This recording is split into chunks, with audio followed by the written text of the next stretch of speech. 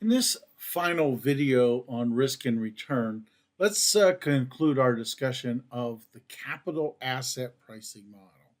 Again, just to kind of reflect, it's an equilibrium model that talks about the relationship between risk and return in well-diversified portfolios. It's based on a premise that there is only one factor that affects risk. So what is that factor? That factor is market risk. And again, market risk, as we've talked about in previous videos, is measured by the statistic called beta, right? So we want to talk about how CAPM works. Here are a few more assumptions of capital asset pricing model. All assets are perfectly and easily divisible. There's no taxes, no transactions. Investors are price takers. That is, when people are buying and selling stocks, an individual, right, an individual investor cannot influence the stock price with their particular trades. To influence the stock price, we need an entire investing segment, right?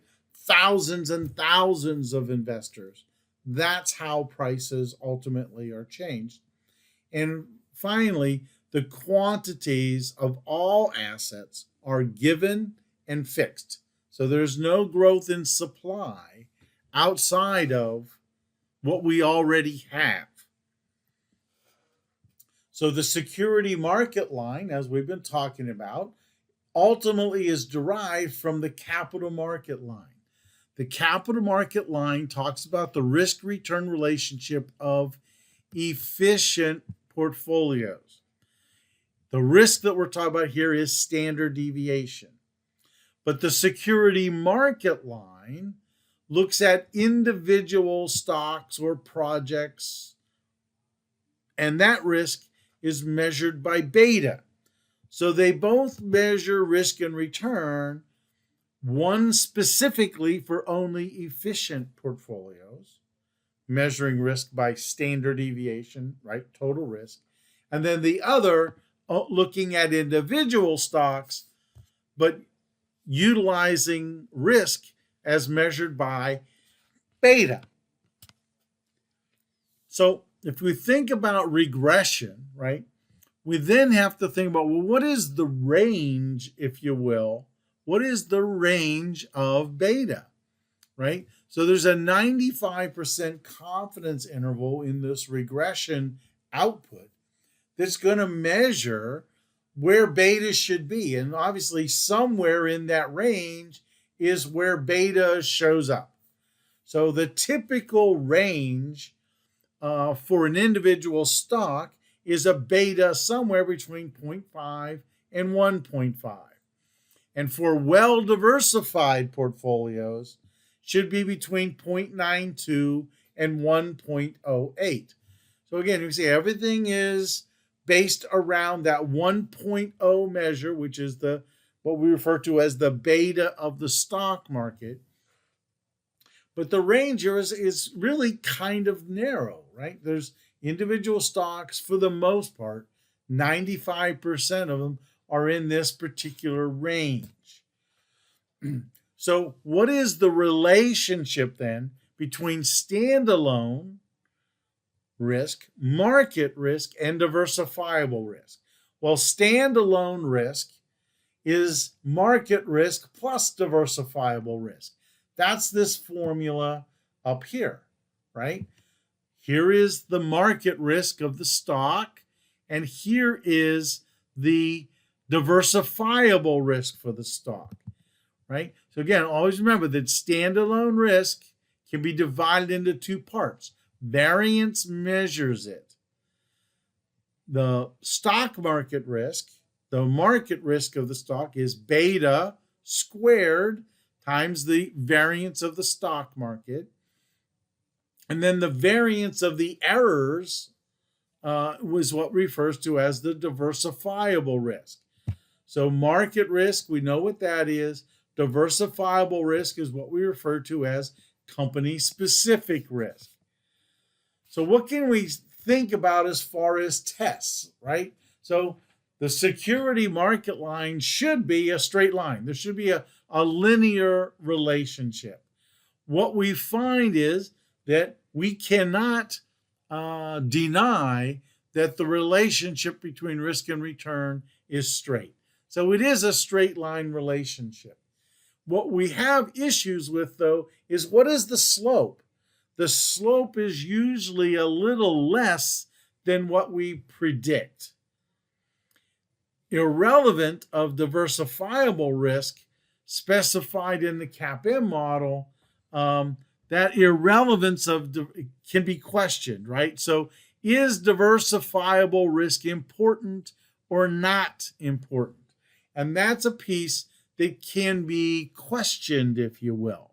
So how do we deal with these issues, right? Straight line makes sense for us, so we're good.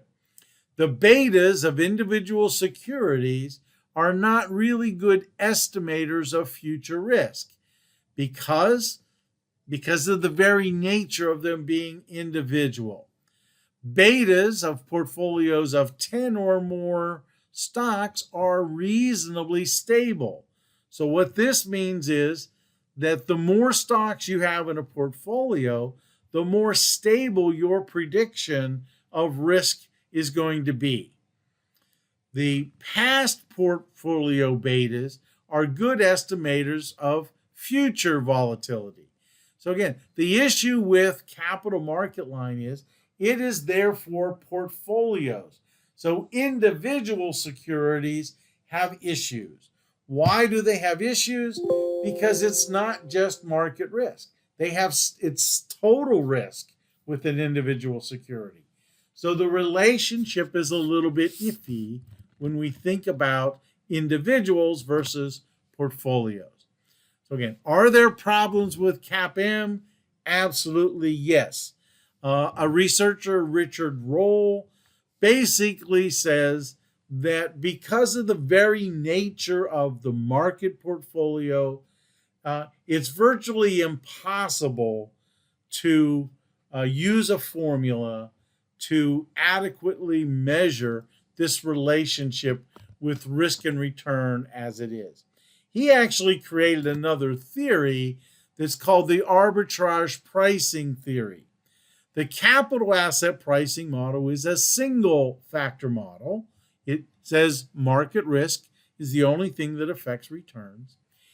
APT says it's more complex. There could be other factors, things like GDP growth, expected inflation, tax rates, dividends, right? There are lots of variables that may have an impact on return that is more than just the one single factor. So we end up with a formula.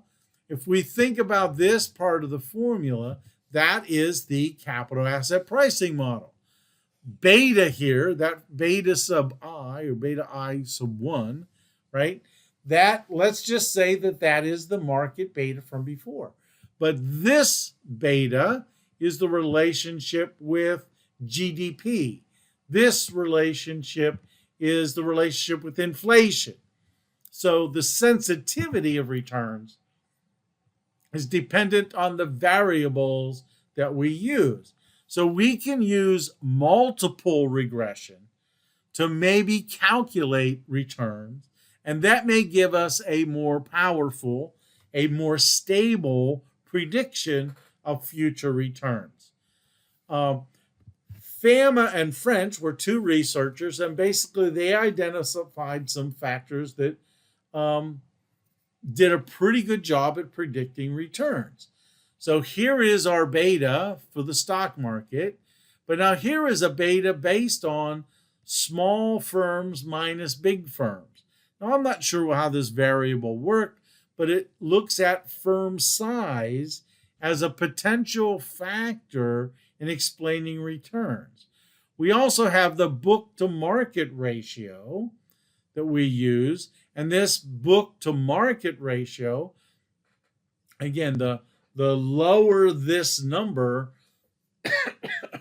excuse me, the more likely it's an investment you might want to buy, right? So again, how this works, these factors could be utilized, gather the data and plug them in to the formula, and you would get a relationship. So are these firm characteristics correlated with actual risk factors? That's the big question. So what some researchers have said is that really these things are just additional measures of risk. They measure the same thing. So you really don't get more information. You just get more factors relating directly to the market risk of the company. But it's a very strong factor. So what about this arbitrage pricing theory, right? It is used for some real-world applications, but it's very difficult because the actual theory, the actual model, doesn't tell you what the factors are, right? Fama and French looked at variables. They did some research and they found out that these three variables seem to be related the most to returns. And they're related to each other in the least way. So the correlation between risk and return, between the factor and return, is strong, but the correlations between those factors is relatively low. So they're giving, since their relationships are low, they provide additional information.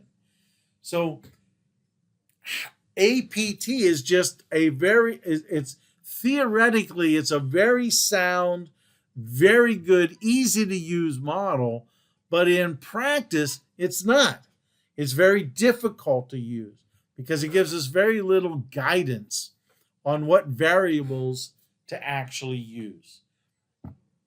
So that's the end of our risk return set of videos.